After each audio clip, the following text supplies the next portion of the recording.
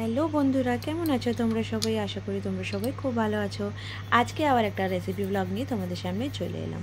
তো এখন হচ্ছে ওয়েদার, যেমন তোমরা সবাই জানো, শীতকাল থেকে গরমকাল আস্তে আস্তে আসছে। তো এই সময় সজনে খাওয়া শুনেছি খুব ভালো।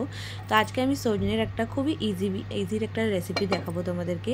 এখানে সজনে ডাঁটা নিয়েছি, আলু নিয়েছি লম্বা লম্বি করে কেটে, কাঁচা লঙ্কা নিয়েছি, একটু টমেটো নিয়েছি, একটাই টমেটো এটা, আর এখানে নিয়েছি সাদা সর্ষে বাটা, সাথে নেব একটুখানি হলুদ আর ফোড়নের জন্য কালো জিরে।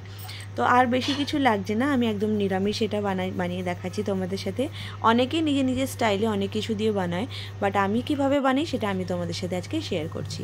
তো কড়াইতে আমি এখানে দিয়ে দিলাম সর্ষের তেল, সাথে এখানে ফোড়নে দিলাম কালো জিরে, আর এরপর আলুগুলো ভালো করে ভেজে নেব। তো আলুগুলো লম্বা লম্বি করে আমি কেটে নিয়েছি। অনেকেই আমি দেখেছি এটাতে আলু অনেক রকমভাবে কেটে দেয়, বাট এরকম করে কেটে দিলে বেশি সুন্দর লাগে, বিকজ সজনের ডাঁটাগুলো একটু লম্বা লম্বা। তো এরপর এটাতে একটু হলুদ আর একটু নুন দিয়ে আমি এটাকে ভালো করে নিলাম ফ্রাই। এরপর আমি এখানে দিয়ে দিচ্ছি আমার সজনে ডাঁটাগুলো। আর সজনে ডাঁটা খেতে কিন্তু খুব দারুণ লাগে, কিন্তু জাস্ট একটুখানি টাইম লাগে এগুলোকে ছাড়াতে। তো একটু টাইম নিয়ে এগুলোকে ছাড়িয়ে নিলেই তারপরে রেসিপিটা খুব তাড়াতাড়ি হয়ে যায়, বেশি সময় নেয় না। আর শুনেছি এই সময় সজনে ডাঁটা খাওয়া ভালো। কিসের জন্য ভালো, কেন ভালো, এত কিছু তো আমি জানি না, বাট মা বলেছে যে ভালো হয় খাওয়া। তো তাই জন্য সজনে ডাঁটাটা আজকে বানালাম।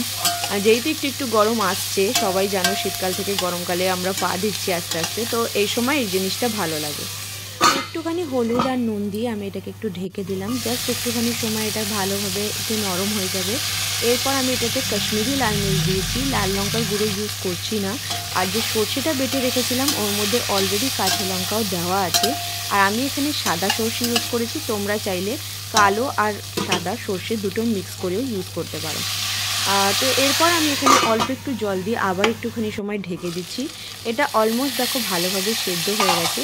এরপর আমি এটাতে অ্যাড করে দেবো যে সর্ষেটা আমি পেস্ট করে রেখেছি সেটা। তো আমাকে কিন্তু কমেন্ট করে জানিও তো তোমরা এটা সর্ষে বাটা দিয়েই বানাও বা অন্য কিছু দিয়েও বানিয়ে থাকো। আমি কিন্তু বেশিরভাগ এটা সর্ষে বাটা দিয়েই বানাই, আর ওটাই খেতে গরম ভাতের সাথে খুব ভালো লাগে। তো এরপর আমি সর্ষে বাটাটা এখানে অ্যাড করে দিলাম। আর সর্ষে বাটাটা অ্যাড করার পর আমি এখানে দেবো জল। তো যে মিক্সারটাতে সর্ষে বেটেছিলাম সেটাকে একটু জল ধুয়ে জল দিয়ে দিলাম এটাতে। এরপর এটাকে আমি ভালো করে নাড়িয়ে চাড়িয়ে দুটো চেরা কাঁচা লঙ্কা দেবো। আর কাঁচা লঙ্কা একটু কমই দিচ্ছি, বিকজ আমি যেমন বললাম বাটার মধ্যে আমি অলরেডি কাঁচা লঙ্কা দুটো তিনটে দিয়েছি। তো জল তোমরা নিজেদের পরিমাণ মতন দেবে, যে যেমন খেতে চাও। আমি এটা একটু গ্রেভি টাইপের বানাচ্ছি, একটু ঝোল জাতীয় বানাচ্ছি, তাই জন্য। এরপর আমি এটাতে আমি একটা টমেটো কাদ্দুকাস করে নিয়েছিলাম আর সাথে নুন দিলাম। এটাকে ভালো করে দিয়ে এরপর আমি জাস্ট 2-4 মিনিট এটাকে ঢেকে দেবো। বেশি টাইম নেবে না এটা হতে, জাস্ট টমেটোটা একটু পাকবে এর মধ্যে। আর জানোই সর্ষে বেশি টাইম নেয় না হওয়ার জন্য। এরপর এটাকে ঢেকে দিচ্ছি, আর তারপর আমি তোমাদের সাথে শেয়ার করছি। দেখো, দেখতেই পাচ্ছ কত সুন্দর লাগছে দেখতে। আমি যেমন বললাম আমি একটু ঝোল ঝোল মতন রাখছি, আর পারলে তোমরা এটা শুকনোও বানাতে পারো। খেতে কিন্তু দুভাবেই খুব দারুণ লাগে।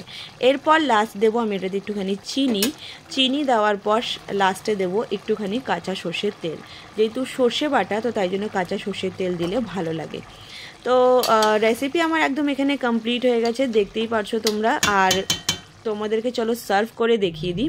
তো এখানে আমি সার্ভও করে নিয়েছি। আর আজকে ভাবলাম দুপুরের প্লেটিংটাও তোমাদের সাথে শেয়ার করি, কি আজকে দুপুরের মেনুতে আমি কী বানিয়েছি।